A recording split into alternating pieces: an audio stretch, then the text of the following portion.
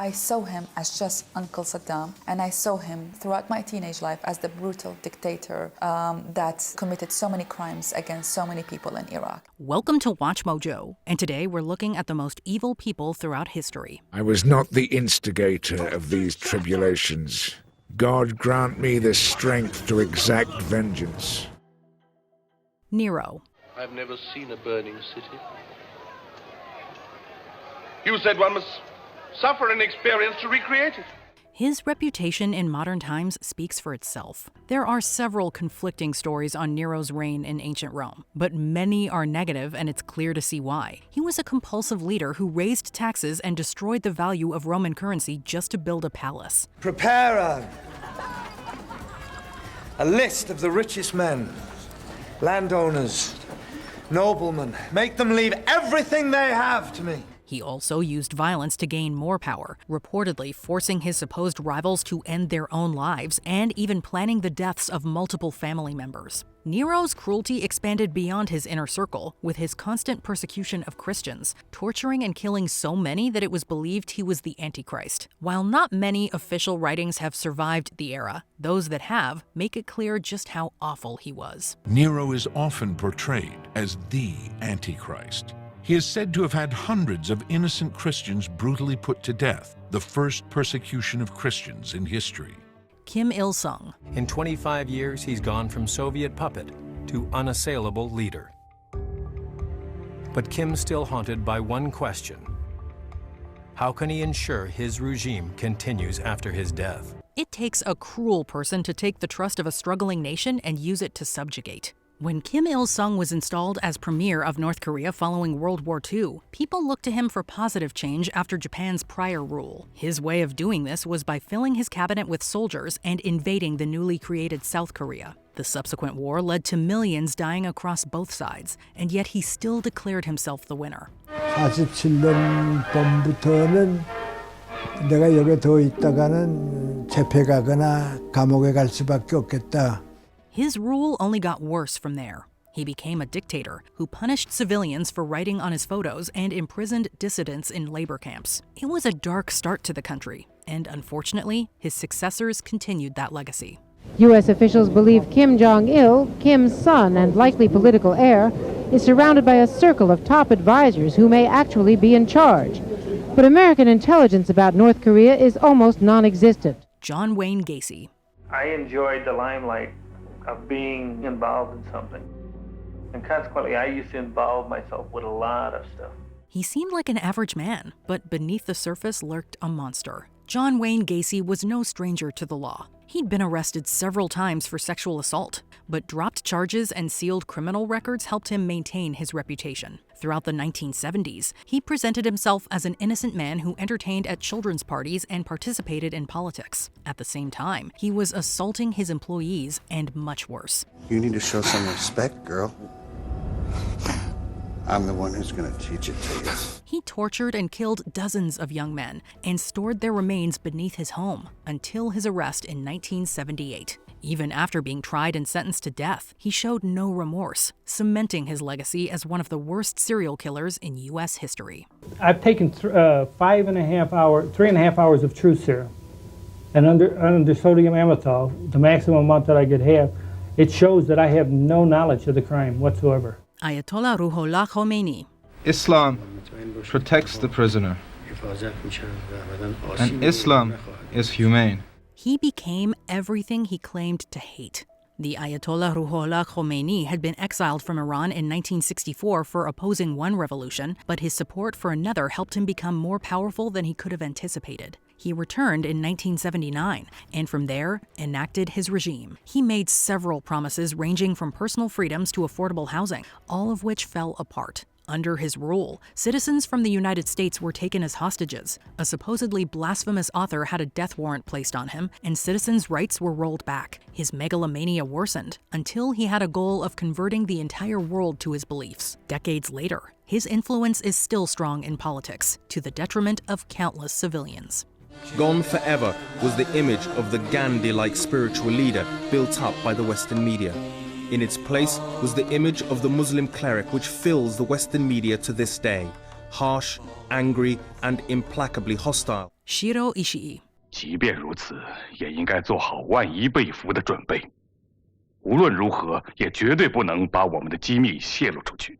One may not be able to name all of the perpetrators of atrocities during the Second World War. For the Empire of Japan, one terrible name stands out. Shiro Ishii used his previous experience as a scientist to man Unit 731. There, prisoners were forced to undergo cruel experiments, from being infected with various diseases to being used as test weaponry and the effects of frostbite. 日苏交战已经迫在眉睫，可我们很多实验还没有最后完成。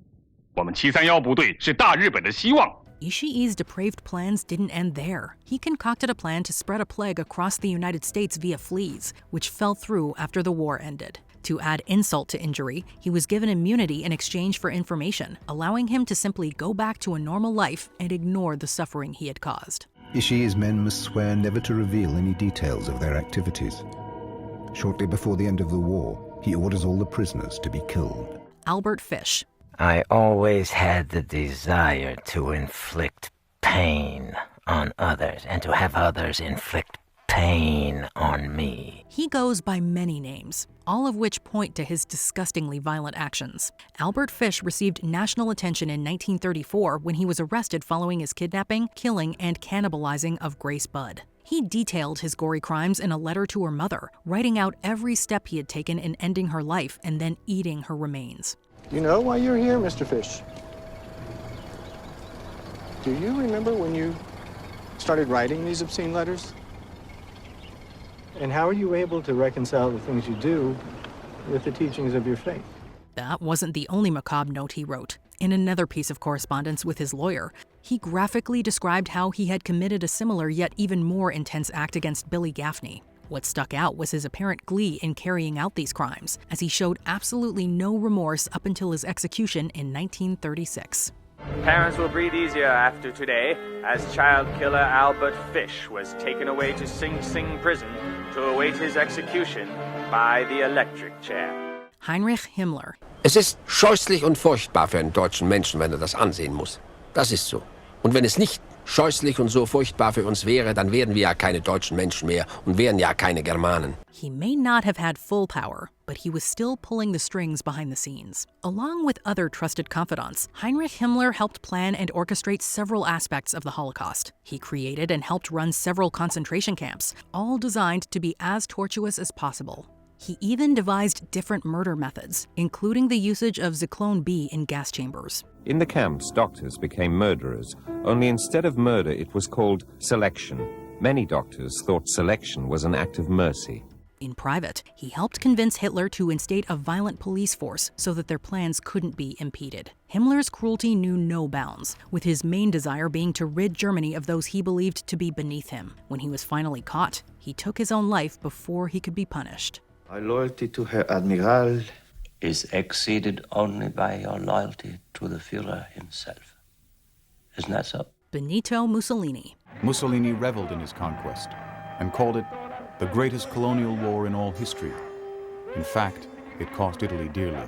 He may not be as extensively discussed as his counterparts, but that doesn't make his regime any less awful. Benito Mussolini used his position as the Italian prime minister to help dispense a fascist ideology across the globe before the start of World War II. He had insane desires of reclaiming Africa and beginning a new Roman Empire, leading to Libyan civilians being the victims of a mass slaughter campaign and Ethiopians being subjected to a violent invasion. In his own home country, Mussolini had created a police state that kept citizens from speaking out against him. He ruled with an iron fist until his removal in 1943. He was publicly executed 2 years later, and his body was desecrated by his former subjects.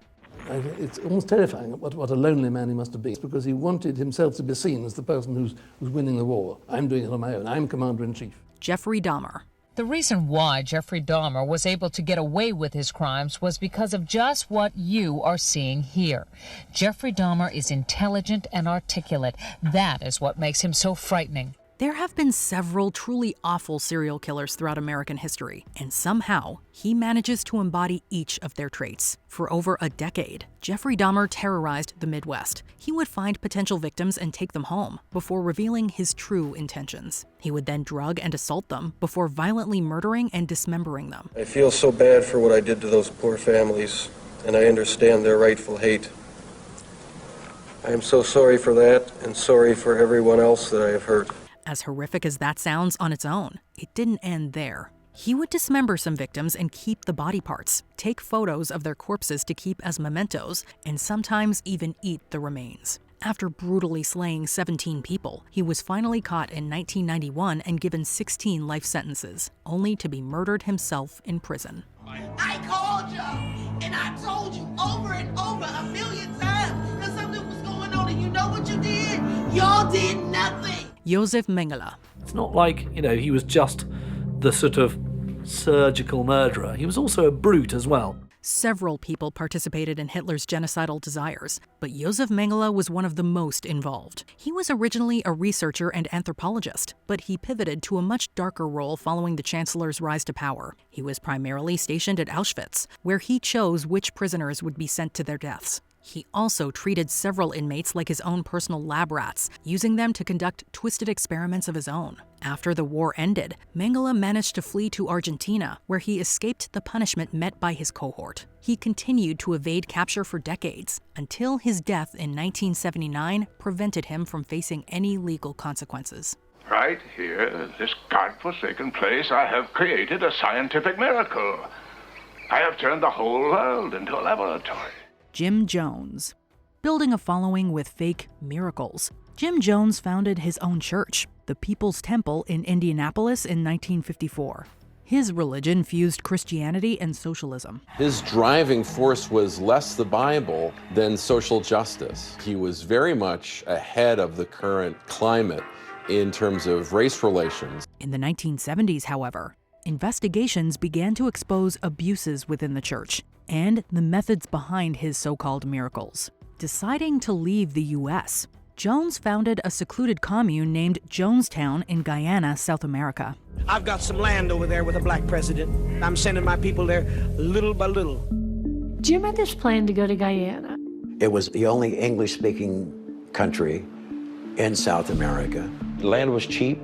It had a socialist lean to it. When Democratic Congressman Leo Ryan visited the compound to investigate in November 1978, he was assassinated, along with defectors and journalists. The panicked Jones ordered his followers to take their own lives. Under armed guard, 918 people were killed, mostly from poison. We know from autopsies conducted later that a considerable number of people were held and forcibly injected with the poison. Jones also died, but from a gunshot that may have been self-inflicted.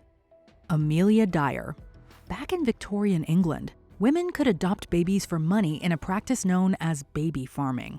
Amelia Dyer volunteered her services and charged up to £80 per baby. But Dyer did not care for those she adopted. Rather, she killed them. Amelia Dyer was a murderer, and she knew what she was doing. This was a calculated career plan that she'd embarked on and sustained over 30 years, come what may. This wasn't really questioned at the time, as mortality rates were very high in children. Dyer was allowed to continue the practice for 30 years, claiming hundreds of victims. She was eventually caught after a body was found floating in the Thames, and she was hanged on June 10th, 1896. Her death closed a casebook on one of the most deadly serial killer cases in British history. Delphine Lalaurie. A prominent socialite from New Orleans, Delphine Lalaurie owned a mansion on the city's Royal Street. While she presented a kind face in public, rumors circulated about her cruel treatment of slaves. The Code Noir, a decree that dictated the conditions of slavery, did not exist on these grounds. It was replaced by the Madame's own code of terror. And the torture she inflicted on her slaves would spawn 179 years of hauntings. According to funeral registers, a dozen slaves died at her residence between 1830 and 1834. She chased one young girl off the roof with a whip. On April 10, 1834, A 70-year-old cook who had been chained to the stove deliberately lit a fire. This led to the discovery of 7 horrifically abused slaves chained up in the attic. Bonsoir, my pets. An outraged mob attacked the residence, but Lalaurie fled to France, escaping justice. Osama bin Laden. Born into a wealthy family in Saudi Arabia, Osama bin Laden fought against the Soviet Union in Afghanistan before founding the terrorist organization Al-Qaeda in 1988. Soviet troops invaded Afghanistan, and Osama bin Laden found his calling, helping the Afghans fight their jihad, holy war, against the communists. In the mid-1990s, he declared war on the United States for the country's military actions and continued presence in the Middle East, as well as its support for Israel. In the following years, bin Laden and his organization became responsible for thousands of deaths. This included hotel and embassy bombings, and of course, the September 11th attacks. Later, bin Laden would gloat that the plan succeeded beyond his imagination. The latter claimed the lives of 2,977 people and injured a further 25,000. Bin Laden became the target of a manhunt and was killed by U.S. forces on May 2, 2011. Elizabeth Bathory. A Hungarian countess, Bathory is an alleged serial killer who was said to have tortured and killed hundreds of women with her servants. Elizabeth Bathory had a terrible temper, and she enjoyed torturing people. She enjoyed humiliating them. If you didn't iron her things properly, she would put an iron onto your face and leave you marked for life. As rumors circulated, the monarch's representative was ordered to investigate. The investigation supposedly proved that Bathory was responsible for hundreds of murders, perhaps as high as 650. As a result, Bathory became known as the Blood Countess. Her punishment? House arrest inside her castle. She was allowed to live. She was imprisoned in her castle. That's, what we've been led to believe. And that no one was allowed to talk about her or say her name for 100 years meant that they almost just wrote it out of history. It's there that she died in 1614. However, the case against Bathory is disputable. Some modern scholars argue that Bathory was the target of political machinations and that she was innocent of the horrible crimes so often attributed to her. It will explain that it was a conspiracy to do her down and get hold of her land. This is not the case at all and defies the historical evidence. Ivan the Terrible. Renowned for his temper and paranoia, Russian ruler Ivan IV Vasilievich inspired incredible fear. Legend says the sky split open and lightning struck the Kremlin. The night Ivan IV, heir to the Russian throne, was born. As a teenager, he liked abusing animals, throwing cats and dogs from the Kremlin ramparts. He served as the first Tsar of Russia, reigning from 1533 to 1584. He established a personal guard, the oprichnik, who helped him terrorize and oppress his subjects through torture and execution. A bitter saying was born: the closer to the Tsar, the closer to death. The Tsar came to be known as Ivan Grozny, a word that translates as awesome or dread, but most commonly as terrible. After defections and the death of his wife in the 1560s, he became even more violent, ordering the massacre of Novgorod in 1570, with casualties in the thousands. He also beat his own pregnant daughter-in-law, after which she miscarried and killed his own son. The Tsar had never been happy with his son's choice for a bride. This night, disapproval boiled over into bloodshed. Ivan IV eventually died on March 18, 1584, leaving his empire to his son Feodor. Irma Grise. After volunteering for Hitler's SS, this German woman became a concentration camp guard at 19, working at the likes of Bergen-Belsen and Auschwitz. Grise became notorious at these camps, striking terror in the prisoners, who testified against her after World War II. A sadist, she set her dogs on prisoners, sexually assaulted them, and beat them with a whip. These women SS guards set savage dogs on prisoners. She helped select victims for the gas chambers. Following the liberation of her camps, Grise was taken into custody and became a defendant in the Belsen trial. Kramer's chief sadist was Irma Grise, in curls, whose name struck terror into the hearts of Belsen's inmates. She was hanged at 22 on December 13, 1945. Idi Amin. Serving as president of Uganda from 1971 to 79, Idi Amin was one of the most brutal world leaders of the 20th century. Amin rose through the military ranks and deposed the country's president in a coup in January 1971. After establishing military rule in Uganda, Amin demonstrated eccentric and ruthless behavior. A year and a half after gaining power, Amin expelled most Asians from Uganda. His rule was marked by widespread human rights abuses, corruption, and economic mismanagement. It's estimated that hundreds of thousands of people were murdered by his regime, which targeted ethnic minorities, political activists, and journalists. Amin eventually became known as the Butcher of Uganda, but he fled the country in 1979 and died in Saudi Arabia in 2003. In his 8 years in control, hundreds of thousands of people were killed. Abandoned by all his allies, he was finally expelled from power in 1979. Attila the Hun. Between 434 and 445, Attila ruled the Huns with his brother Bleda. Attila may have had his brother killed in 445 and ruled alone for the next 8 years. Attila the Hun stands as one of the most ruthless, if not the most ruthless, military leaders of all time. His reign was one of terror, as he built an empire by besieging, pillaging, and massacring the inhabitants of Roman cities across Europe. In 451, Attila invaded Gaul in modern-day France, but was defeated in the Battle of the Catalonian Plains and retreated. The myth of his invincibility had been shattered. The following year, he invaded Italy, looking for revenge. But again, after initial success, was driven back by Aetius. His violent incursions left countless dead, and his empire soon collapsed after his death in 453.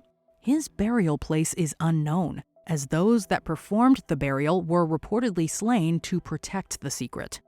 Caligula. This infamous Roman Empire was born Gaius Julius Caesar, but was nicknamed Caligula, meaning little boot, as a child. To this day, Caligula's name is synonymous with tyranny. And have insisted he be worshipped as a living god. And ever since, he has become a template for tyranny, with chilling echoes right up to our own age. Contemporaneous sources describe him as an unhinged and unpredictable ruler with a god complex. Narcissistic and cruel, he betrayed allies and family members and had them executed.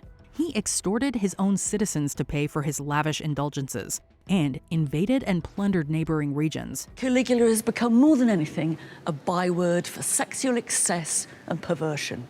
We can hardly hear his name without conjuring up images of drunken orgies, sex in the wrong place with the wrong people. He was assassinated in 41 AD at the age of 28. In 54 AD, his nephew Nero became emperor and acquired his own reputation for cruelty. Nero is said to have persecuted early Christians, blaming them for the Great Fire of Rome, which he himself may have started.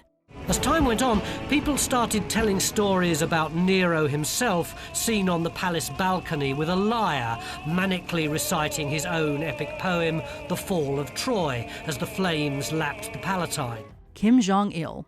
Between 1994 and 2011, Kim Jong-il served as supreme leader of North Korea, having inherited the mantle from his father and founder of the country, Kim Il-sung. Known as Dear Leader, Kim Jong-il controlled his country with an iron fist. Amnesty International has called North Korea the last worst place on earth. In 1978, before taking over this role, he had South Korean filmmaker Shin Sang-ok and his wife kidnapped to make propaganda films.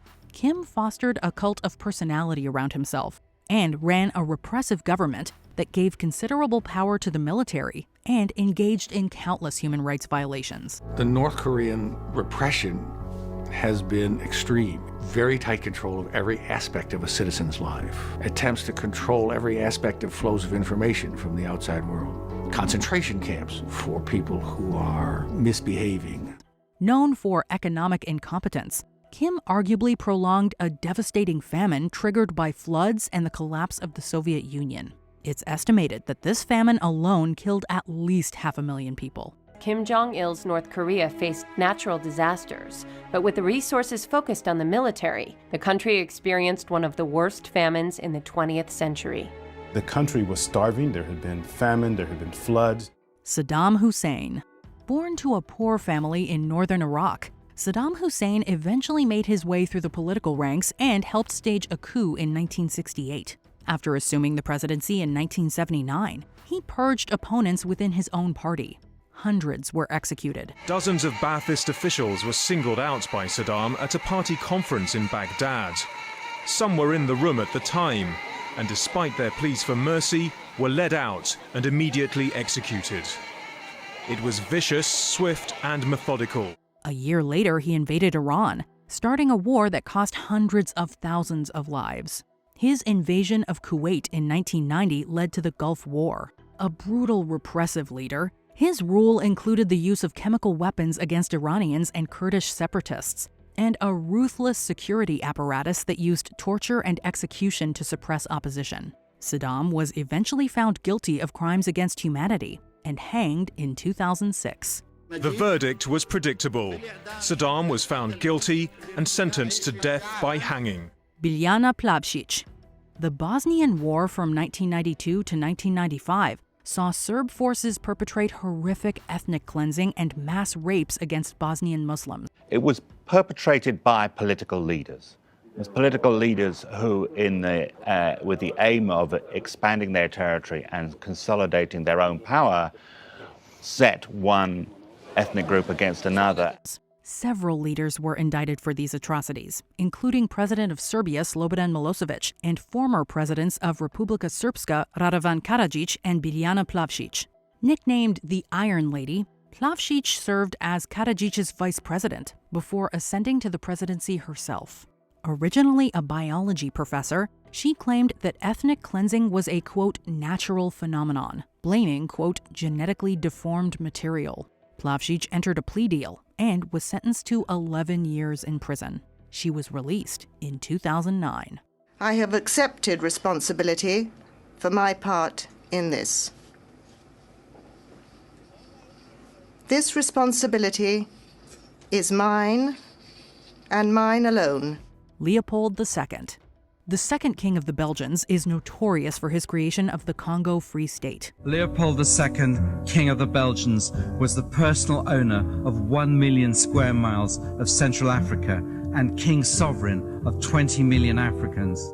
Under the guise of humanitarian work, Leopold II took control of a large swath of the Congo basin and ruled it as his own personal colony, using forced labor to amass a fortune in ivory and rubber. His private army, the Force Publique, committed brutal atrocities, including amputating the hands of laborers who did not meet their quotas. Leopold's Congo was a prison state. Africans had no rights, no justice, and no freedom. They were there to serve a voracious European king. Children were not spared. Many died of overwork and malnutrition, while others were killed outright. It's estimated that Leopold II's vicious reign killed 10 million people. Mao Zedong. On October 1st, 1949, Chinese Communist Party leader Mao Zedong founded the People's Republic of China, following a civil war against the Kuomintang, or Chinese Nationalist Party, who retreated to Taiwan. The birth of this new nation is the culmination of 27 years of terror, torture, and manipulation. During his rule, Mao persecuted and silenced political opponents and launched the invasion of Tibet, where Chinese policies have been accused of, quote, cultural genocide. He's remembered for enacting the Great Leap Forward and the Cultural Revolution. The chairman has no doubt that his vision will seed China's meteoric rise to vast wealth and global domination, with him at the helm. The Great Leap Forward was supposed to industrialize China's agrarian economy, but resulted in a famine that killed between 15 to 55 million people. As Mao's power waned, the Cultural Revolution was designed to silence opponents and bolster his power. Communist Chairman Mao Zedong's Cultural Revolution, intended to crush all those who dare oppose him in China, is reaching its endgame. He is more determined than ever to hang on to power. It saw the persecution and deaths of hundreds of thousands and perhaps millions, and the destruction of artifacts, erasing much of the country's history. Genghis Khan. Born Temujin, this Mongol ruler was one of the most destructive conquerors in human history. Ruling as the first great Khan of the Mongol Empire from 1206 to 1227, Genghis Khan led his armies to numerous victories and established a massive empire. His empire was now 4 times the size of Alexander the Great's and twice the size of the Roman Empire. But even this was not enough to satisfy the desire of Genghis Khan. By 1300, most of Eurasia was under Mongol control. In order to attain such vast power, the Mongol armies destroyed cities and killed all who stood in their way. God grant me the strength to exact vengeance. Genghis Khan sent an army 200,000 strong to invade Persia. On his order, every Persian town that did not submit was burned to the ground. In fact, some estimates place the death toll as high as 60 million, which would account for roughly 10% of the entire world's population at the time. Khan's conquests spread fear throughout the known world, and his empire continued to grow long after his death in 1227. Vlad the Impaler. Officially Vlad III, Vlad the Impaler ruled the Romanian region of Wallachia on and off between 1448 and 1477. Once he took power in 1448, Vlad began a lifelong battle to protect his country from invaders from all sides. Hungarians, rival nobles, but most of all, the ever-expanding, ruthless Ottoman Empire. He earned his famous nickname owing to his penchant for impaling captured soldiers and villagers on poles. Also going by Vlad Dracula, he was ruthless in his political campaigns and plundered territories belonging to both the Transylvanian Saxons and Ottomans. And also began to embrace the practice of impalement as punishment, a common practice used to execute prisoners and traitors of the Ottoman Empire, something he must have witnessed as a young hostage. By his own account, Vlad killed 23,884 Turks and Bulgarians. According to some estimates, he is believed to have killed up to 80,000 people during his lifetime. It's no wonder Bram Stoker drew upon this historical figure in creating his vampire character, Count Dracula. Pol Pot. Born Salot Sa in Cambodia in 1925, Pol Pot attended school in France, where he started associating with communism. Returning to Cambodia, he ignited a communist revolution in 1968 with his guerrilla army, the Khmer Rouge. He sent the Khmer Rouge into Phnom Penh to empty it. It was part of an experiment to set up an ideal peasant state. They marched the population into the fields to work and cut Cambodia off from the world. They took control in 1975 and went to work re-establishing the country as the Agrarian Social Democratic Kampuchea. Pol Pot's tyrannical regime built detention centers and targeted intellectuals, political opponents, followers of religion, and ethnic minorities. Tuol Sleng was once a high school, but the Khmer Rouge turned it into a torture chamber. Here they interrogated anyone who they considered to be an enemy of the state, which seemed to be just about everyone. Torture and executions became commonplace. Many more people were starved and overworked. All told, Pol Pot and the Khmer Rouge are believed to have caused the deaths of 2 million people, most through direct violence. The memory of Pol Pot and the killing fields still has a profound effect on the Cambodian people. Joseph Stalin.